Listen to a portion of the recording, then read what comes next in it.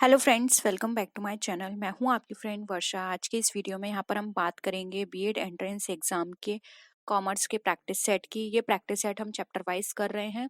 आपको सारे चैप्टर्स के यहाँ पे प्रैक्टिस सेट मिलेंगे। तो स्टार्ट करते हैं वीडियो को। आपको वीडियो पसंद आए तो लाइक कीजिए, फ्रेंड्स के साथ शेयर कीजिए, और किसी भी तरह की आपकी क्वेरी लगती है, आपको किसी क्वेश्चन में डाउट है, कमेंट सेक्शन में बता दीजिएगा। हम उनको नेक्स्ट क्लास में डिस्कस कर लेंगे। ठीक है, स्टार्ट करते हैं। तो आज का क्वेश्चन देखिए यहाँ पर, all losses and expenses are. अब हमारे जितने भी लॉस और एक्सपेंस होते हैं वो क्या किए जाते हैं? डेबिट, क्रेडिट, बोथ एंड पे, या फिर नन ऑफ द अबव। बहुत ही सिंपल क्वेश्चन है, आंसर करिए। क्या होगा यहाँ पर आपका आंसर? देखिए, मैंने यहाँ पर टाइप्स ऑफ अकाउंट्स की भी वीडियो डिस्कस की थी। टाइप्स ऑफ अकाउंट्स में आपको पता चल गया होगा कौन कौन से अकाउंट्स होते हैं, उनका ट्रीटमेंट क्या होता है। तो उसके बेसिस पर भी आप इसका आंसर कर सकते हैं कि जितने भी हमारे लॉस और एक्सपेंसेस हैं वो क्या होंगे। क्या हो जाएगा आंसर? देखिए, जितने भी लॉस और एक्सपेंस होते हैं वो हमारे डेबिट किए जाते हैं, और जितने भी प्रॉफिट्स गेन्स होते हैं वो हमारे, या इनकम की बात करें, वो क्रेडिट होंगे। ठीक है, नेक्स्ट क्वेश्चन पर आइए। विच item is shown on the debit side of a trial balance? बताइए, इसमें से कौन सा आइटम है जो डेबिट साइड शो किया जाएगा ट्रायल बैलेंस के?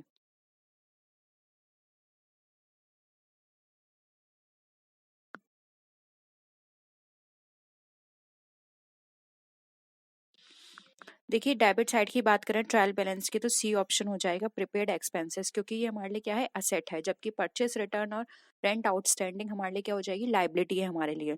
इसलिए यहाँ पर हम बात करें तो सी राइट आंसर हो जाएगा, प्रीपेड एक्सपेंसेस। ठीक है, नेक्स्ट क्वेश्चन पर आइए। नेक्स्ट है, a customer check return dishonoured is recorded in. यानी कि एक कस्टमर का चेक है जो कि डिसऑनर हुआ है, इज रिकॉर्डेड इन, कहाँ पे रिकॉर्ड किया जाएगा? Purchase return, sales return book, cash book, या फिर जर्नल में?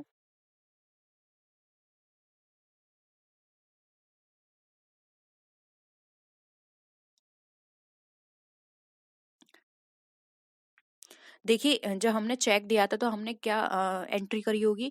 जब हम चेक देते हैं तो यानी कि हमारा इतना अमाउंट कैश का कम हो गया। अब यानी कि वो डिसऑनर हो गया है, तो यानी कि वो कम नहीं हुआ है उतना अमाउंट हमारा। तो यहाँ पर हमारा क्या हो जाएगा? हम जो कैश में इसकी एंट्री थी पहले वाली, अब हम इसको दोबारा से करेंगे, लेकिन रिवर्स में करेंगे। इसलिए कैश बुक यहाँ पे राइट आंसर हो जाएगा, क्योंकि अब कैश पे कोई इफेक्ट नहीं पड़ा, क्योंकि हमारा तो जो हमने चेक दिया था वो तो हमारा वापस हो गया है। ठीक है, तो ऑप्शन सी राइट आंसर हो जाएगा। नेक्स्ट क्वेश्चन पर आइए।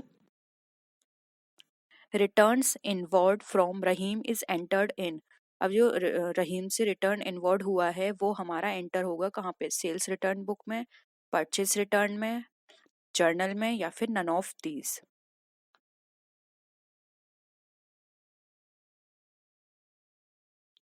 रहीम से वापस आया तो क्या चीज वापस आएगी? जो हमने सेल करी होगी, तो सेल्स रिटर्न हो गया, इसलिए ऑप्शन ए यहाँ पे राइट आंसर हो जाएगा। ठीक है, नेक्स्ट क्वेश्चन पर आइए। Cash sales are recorded in. अब जो कैश सेल है वो रिकॉर्ड की जाएगी सेल्स बुक में, कैश बुक में, जर्नल बुक में, या फिर नन ऑफ दीस में? बताइए।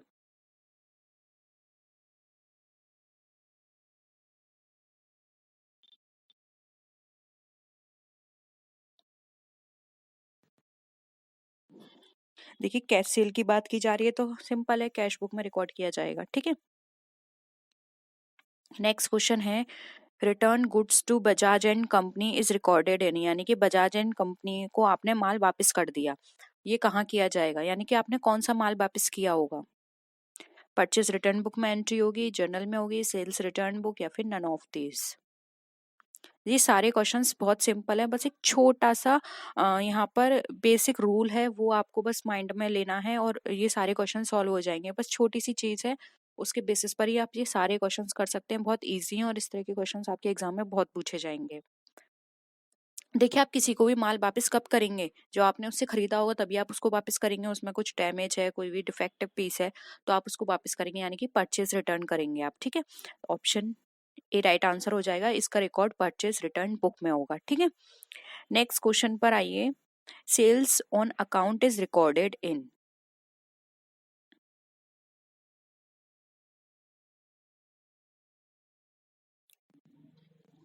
किस में रिकॉर्ड होगी सेल ऑन अकाउंट?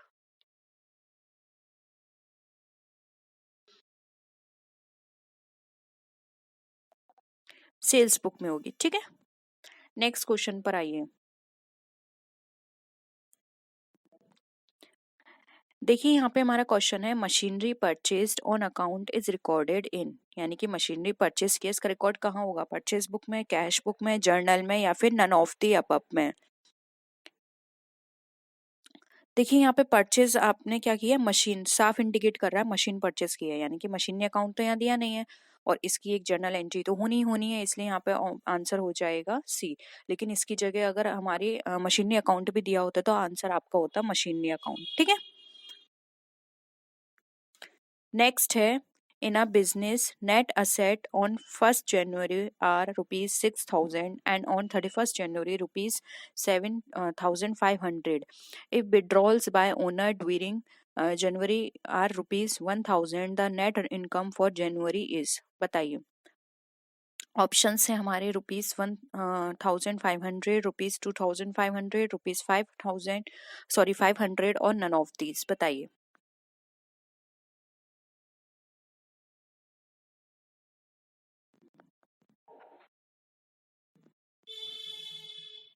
आपको नेट इनकम बतानी है यहाँ पर।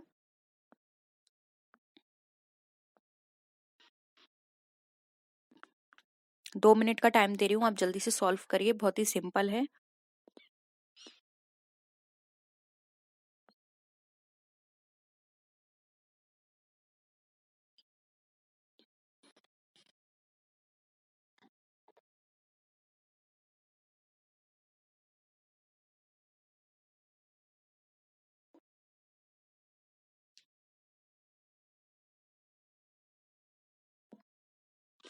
देखिए सॉल्व करें हम। देखिए पहले सबसे पहले देखिए आपको क्लोजिंग स्टॉक कितना दे रखा है। यहाँ पे दे रखा है 31 जनवरी को आपका क्लोजिंग स्टॉक कितना है, 7,500। ठीक है, और यहाँ पर आपको ओपनिंग असेट कितनी दे रखी है, 6,000 की आपकी असेट है स्टार्टिंग ईयर में। और उसके बाद आपकी क्या हुई है, नेट इनकम या फिर विड्रॉल भी बोल सकते हैं, ये आपका हुआ है 1,000 रुपए का। ठीक है, तो असेट पहले आपकी 6,000 की थी, 1,000 का विड्रॉल हो गया, यानी कि आपके पास अब टोटल 5,000 की असेट बची। और पहले आपके पास कितनी थी, 7,500 का क्लोजिंग असेट थी, तो 7,500 की पहले थी, 5,000 का अब है, तो इसको इससे माइनस कर दीजिए, कितना आएगा, 2,500 बचा। यानी कि आपके पास जो नेट इनकम हुई है पूरे साल की वो 2,500 हुई है, क्योंकि पहले 7,500 थी। ठीक है, वो लास्ट में आपकी 7,500 बता रहा है, लेकिन असेट तो आपके पास सिर्फ 5,000 की थी, यानी कि मिड में 2,500 आपने अर्न किए हैं मिड ईयर में, इसलिए 2,500 आपकी क्या हो जाएगी, नेट इनकम हो जाएगी। ठीक है, बहुत ही सिंपल था। नेक्स्ट क्वेश्चन पर आइए। अब ये वाला क्वेश्चन देखिए जरा। देखिए नेट असेट बिजनेस की 1st जनवरी को आपकी कितनी है, 1st जनवरी और 31st जनवरी को 24,000 और 25,500 है। ठीक है, एडिशनल इन्वेस्टमेंट की बात करें ओनर के द्वारा तो आपकी की गई है जनवरी में 1,000 रुपए की। अब आपको नेट इनकम बतानी है जनवरी की। यहाँ पर पहले आप ट्राई करिए, आंसर निकालने की कोशिश करिए, उसके बाद मैं सॉल्व करूंगी। ठीक है, पहले आप कोशिश करिए।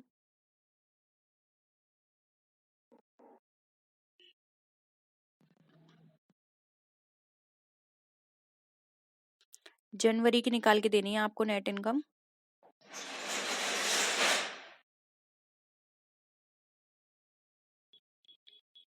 क्या होगी आपकी जनवरी की,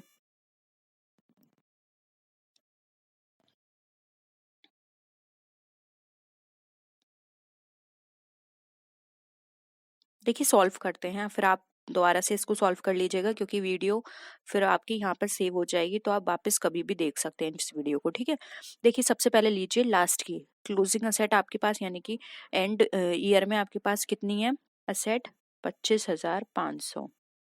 ठीक है, उसके बाद आपकी ओपनिंग असेट कितनी बता रहा है, 24,000 की। ठीक है, अब 24,000 की है, इसके बाद एडिशनल आपने इन्वेस्टमेंट 1,000 का कर दिया, तो ये कितना हो गया एडिशनल इन्वेस्टमेंट, टोटल आप इसमें ऐड करेंगे तो ये कितना हो जाएगा, 25,000।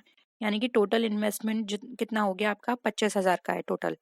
ठीक है, और अब लेकिन ये लास्ट में तो 25,500 दिखा रहा है, तो बहुत ही सिंपल है, इसमें 25,000 को आप माइनस कर दीजिए, यानी कि नेट इनकम आपकी कितनी हुई है, 500 की हुई है, क्योंकि आपके पास 25,000 तो हैं लेकिन लास्ट में 500 और एक्स्ट्रा दिखा रहा है, यानी कि वो एक्स्ट्रा अमाउंट क्या शो कर रहा है, आपकी जनवरी की इनकम शो कर रहा है। ठीक है, तो यहाँ पे 500 रुपये राइट आंसर हो जाएगा।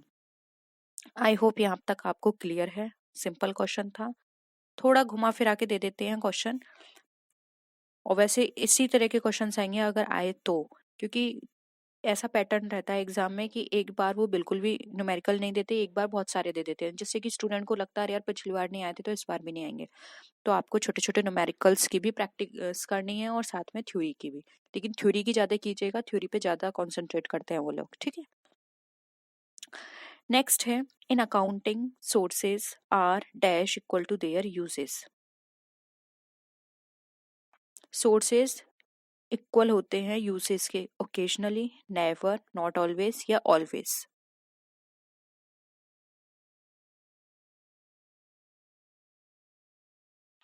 देखिए सिंपल है, डी आंसर हो जाएगा, क्योंकि अकाउंटिंग के अंदर जो भी हमारे सोर्सेज हैं वो हमारे यूसेस के इक्वल रहते हैं। ठीक है, तो ऑप्शन डी यहाँ पे राइट आंसर हो जाएगा, क्योंकि आपको पता है अकाउंटिंग के अंदर हमें जो उनका बैलेंस है वो मैच करना होता है। नेक्स्ट है, in accounting the equilibrium of assets and liability after each transaction कैसी होगी, remains unaffected, disturb, alters, none of these.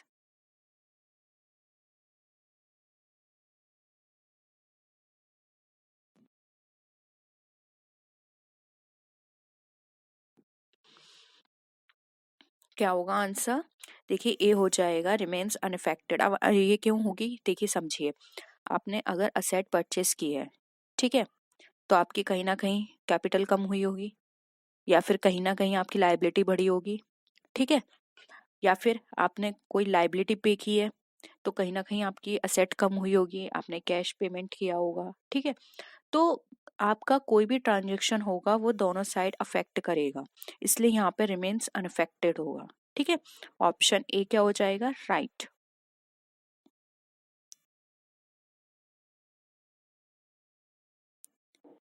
Next question पर आइए, बैंक ओवरड्राफ्ट अकाउंट इज। अब आपको बताना है बैंक ओवरड्राफ्ट जो है वो किस तरह के नेचर का अकाउंट है, real account, nominal account, non real account, personal account.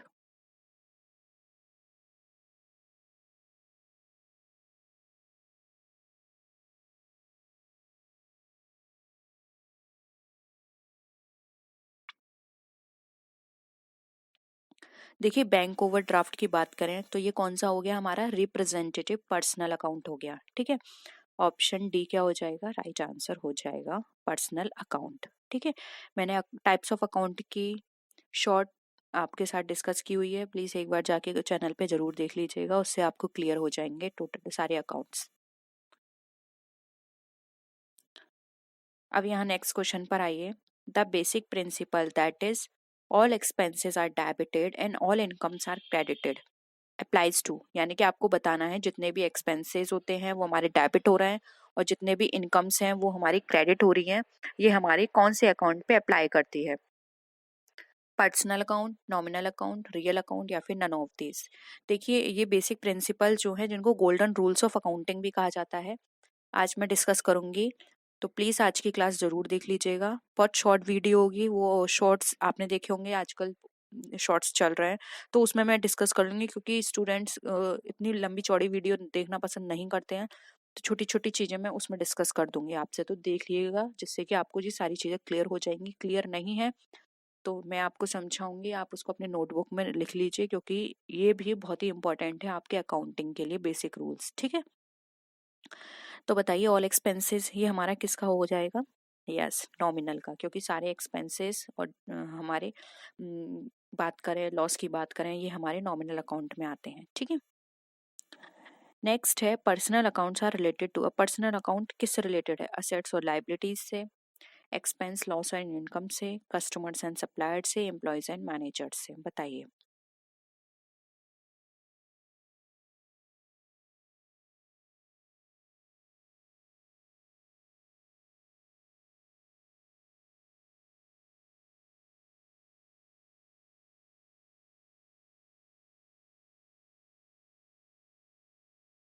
बताइए। इस क्वेश्चन को मैं आपको होमवर्क के लिए दूं? ठीक है, ये आपका होमवर्क है, इसको आपको बताना है, ठीक है।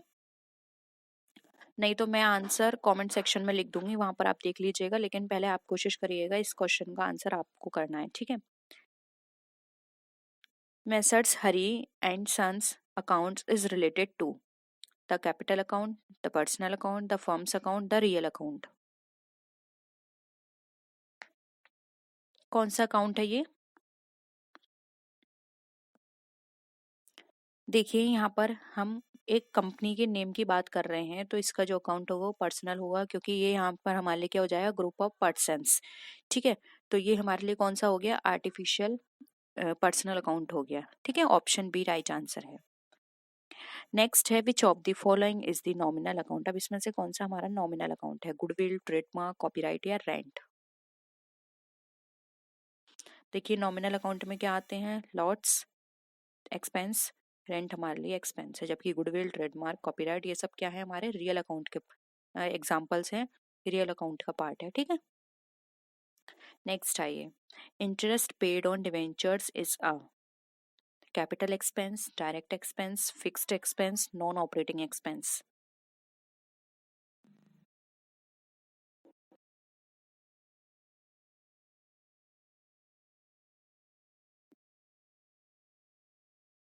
देखिए, डिवेंचर पे इंटरेस्ट पे किया गया है, ये हमारा नॉन ऑपरेटिंग एक्सपेंस है, ठीक है। ना ये फिक्स्ड में आता है, क्योंकि हमेशा नहीं दिया जाता, ना ही डायरेक्ट है और ना ही कैपिटल नेचर का है, तो ये होगा नॉन ऑपरेटिंग एक्सपेंस, ठीक है। नेक्स्ट है which of the following item is included in owners equity. Owners equity में कौन से आइटम इंक्लूड किए जाएंगे, provision for taxation, provision for replacement of assets, depreciation provision या फिर डिक्लेयर्ड डिविडेंड। बताइए।